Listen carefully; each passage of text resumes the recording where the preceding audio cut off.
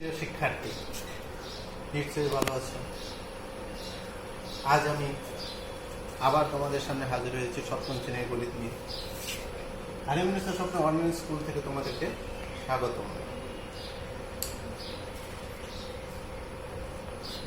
অনুশ্রেণীর 7.2 আমি গত ক্লাসে 7.2 কয়েকটা অঙ্ক নিয়ে তোমাদের সামনে হাজির হয়েছিলাম, কয়েকটা অঙ্ক আলোচনা করছি। আজকে আমরা আরও কয়েকটি 7.2 আরও কয়েকটি অঙ্ক দেখব। আমরা 7.2 11 নম্বর অঙ্কটা একটু খেয়াল করি। দেখো, তোমাদের সামনে বই নিয়ে বসো। 7.2 11 নম্বর অঙ্কটা যদি আমরা দেখি, পিতার বর্তমান বয়স পুত্রের বর্তমান বয়সের 6 গুণ। 5 বছর পর তাদের বয়সের সমষ্টি হবে কত? 45 বছর। পিতা ও পুত্রের বর্তমান বয়স কত? দেখো, তোমরা তো পিতা পুত্রের অঙ্কর সাথে পরিচিত, আগেও অনেক পিতা পুত্রের অঙ্ক করছো। এটা খেয়াল করো, কি বলছে? পিতার বর্তমান বয়স পুত্রের বর্তমান বয়সের কয় গুণ? 6 গুণ। পিতার বর্তমান বয়স পুত্রের বর্তমান বয়সের কয় গুণ? 6 গুণ। 5 বছর পর তাদের বয়সের সমষ্টি হবে 45 বছর। সমষ্টি জানে কি? যুগ। পিতা ও পুত্রের বর্তমান বয়স কত? তাহলে এখানে কি করতে হবে? আগে তোমাকে একটু ধরে নিতে হবে। কি?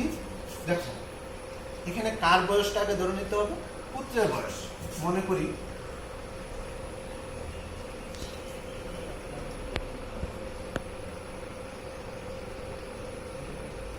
পুত্রের বয়স x বছর। পুত্রের বয়স x বছর। সরি, তোমরা এখানে একটু আরেকটু ভিন্নভাবে যদি বলি, আমরা মনে করি পুত্রের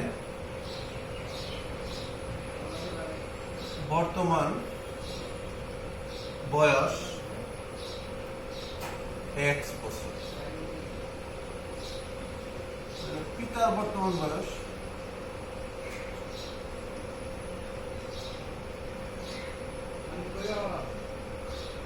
কি বলছে? পুত্রের বর্তমান বয়সের কয় গুণ? 6 গুণ। তাহলে কি হবে? 6x বছর। আচ্ছা, 5 বছর পর তাদের বয়সের সমষ্টি হবে 45 বছর। তাহলে 5 বছর পর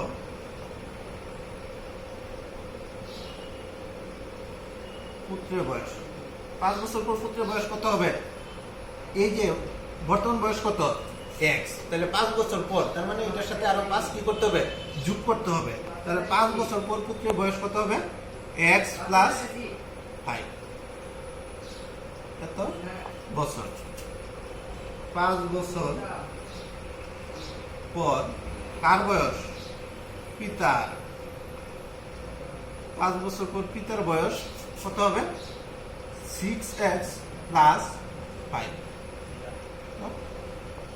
বছর। আচ্ছা, এখন কি বলছে?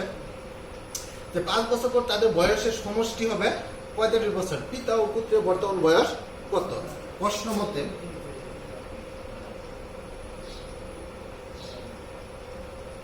তাদের বয়সের কি সমষ্টি? তাহলে কি হবে? x plus 5 plus 6x plus 5।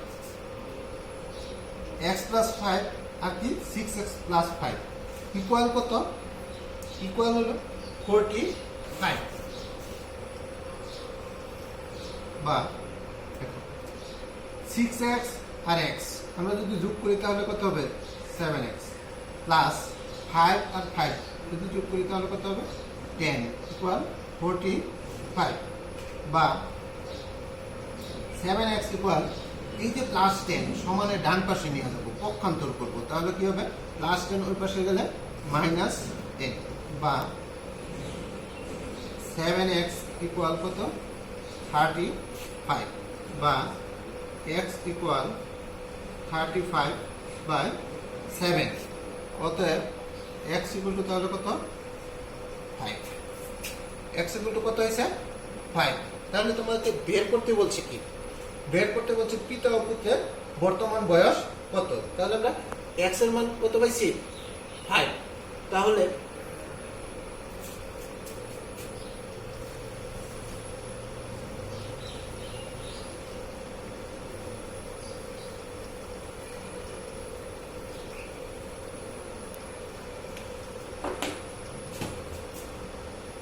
অতএব এক্সট্রা আমরা কি ধরছিলাম, তার বয়স ধরছিলাম পুত্রের। অতএব পুত্রের বর্তমান বয়স 5 বছর। তাহলে পিতার বর্তমান বয়স কত হবে?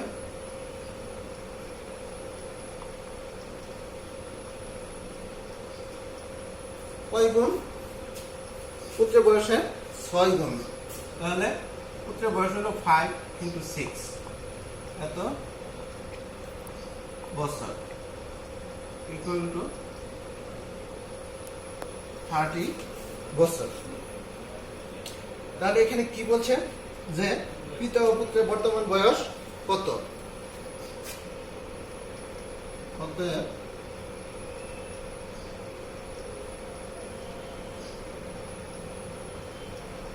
পিতার বয়স 30 বছর এবং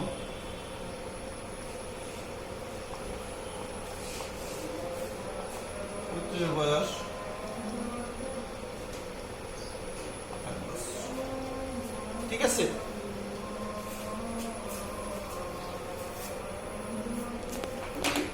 আমরা যদি আরেকটা অঙ্ক খেয়াল করি,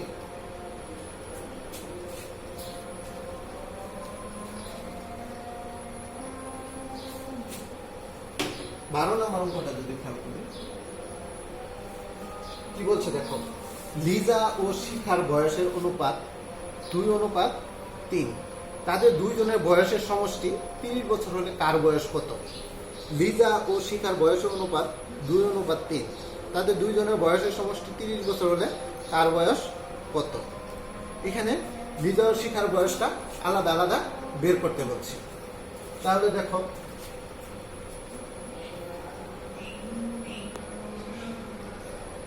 মনে করি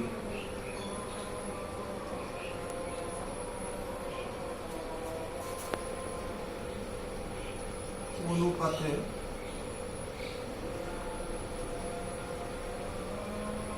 সাধারণ রাশি x। মনে করি অনুপাতে সাধারণ রাশি x। তাহলে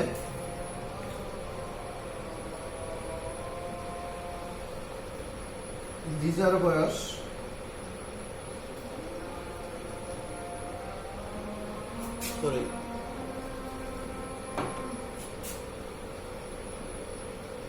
লিজার বয়স 2x বছর আর শিখার বয়স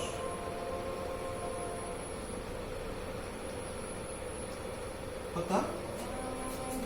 3x বছর।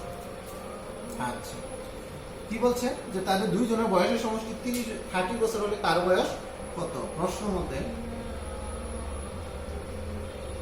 দুইজনের বয়সের সমষ্টি, তার মানে 2x + 3x ইকুয়াল কত? 30। বা দেখো 2x আর 3x যদি আমরা যোগ করি তাহলে কত হবে? 5x equal 30। বা x ইকুয়াল 30 কে কত দ্বারা ভাগ করতে হবে? 5 দ্বারা। অতএব x ইকুয়াল টু কত? 6। আচ্ছা, তাহলে তো x এর মান আমরা কি পাইছি? 6। তাহলে অতএব লিজার বয়স কত হবে? 2 × 6 কত হবে? 12 বছর। আর শিখার বয়স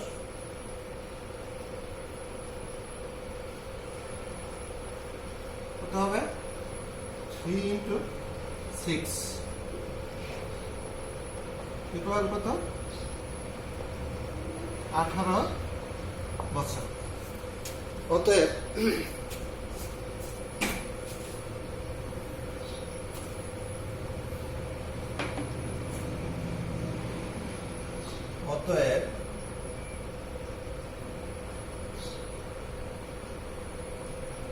লিজার বয়স কত? 12 বছর এবং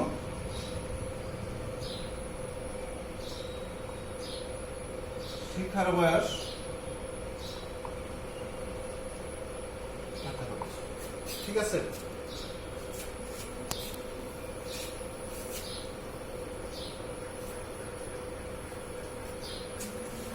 আচ্ছা, আমরা এখন আরেকটা অঙ্ক যদি আমরা খেয়াল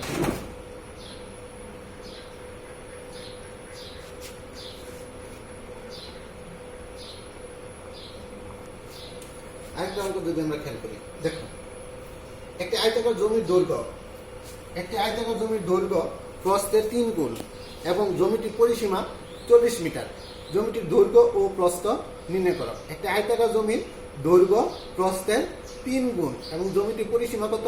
40 মিটার। জমিটির দৈর্ঘ্য ও প্রস্থ নির্ণয় করো। আমরা আয়তক্ষেত্র জানি কাকে বলে? মনে আছে কি? আয়তক্ষেত্র জানি কাকে বলে? যে চতুর্ভুজের বিপরীত বাহুগুলো পরস্পর সমান এবং কি প্রত্যেকটা কোণ সমকোণ, তাকে আমরা কি বলতে পারবো? আয়তক্ষেত্র বলতে পারবো। এখানে কি বলছে? আয়তক্ষেত্রের জমির দৈর্ঘ্য প্রস্থের 3 গুণ এবং জমিটির পরিসীমা 40 মিটার। জমিটির দৈর্ঘ্য ও প্রস্থ নির্ণয় করা। মনে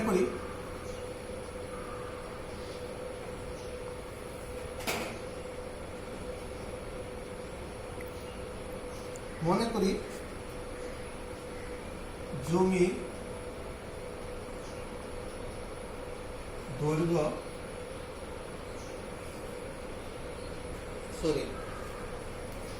জমির প্রস্থ x মিটার। তাহলে জমির দৈর্ঘ্য কি হবে? প্রস্থের 3 গুণ, তাহলে 3x মিটার। এখন দেখো এখানে কি বলছে? জমিটির পরিসীমা 40 মিটার। তাহলে অতএব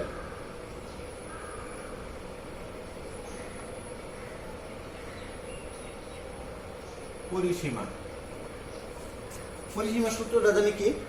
পরিসীমা সূত্রটা হলো 2 ইন্টু দৈর্ঘ্য প্লাস প্রস্থ। 2 ইন্টু কি? দৈর্ঘ্য প্লাস প্রস্থ। তাহলে কি হবে? দৈর্ঘ্য কত? 3x plus x।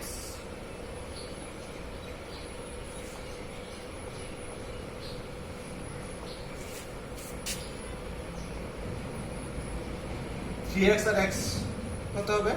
4x। কত? 8x metre. এখন পরিসীমা কত দেওয়া আছে? 40 মিটার। তাহলে প্রশ্ন মতে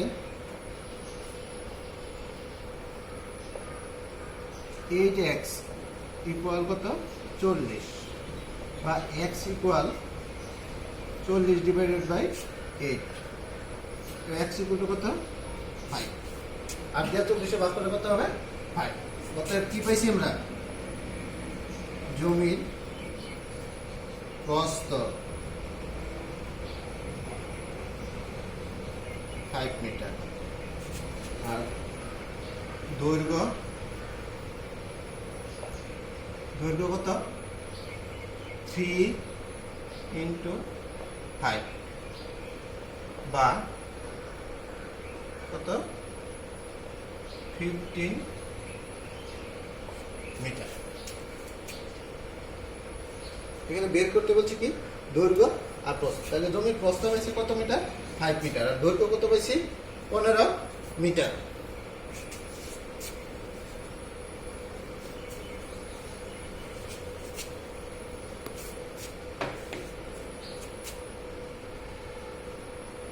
অতএব প্রস্থ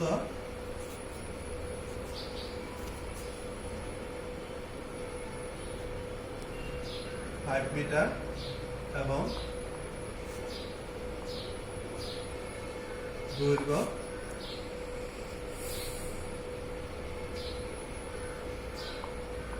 15 মিটার। ঠিক আছে, আজকে তাহলে এই পর্যন্তই।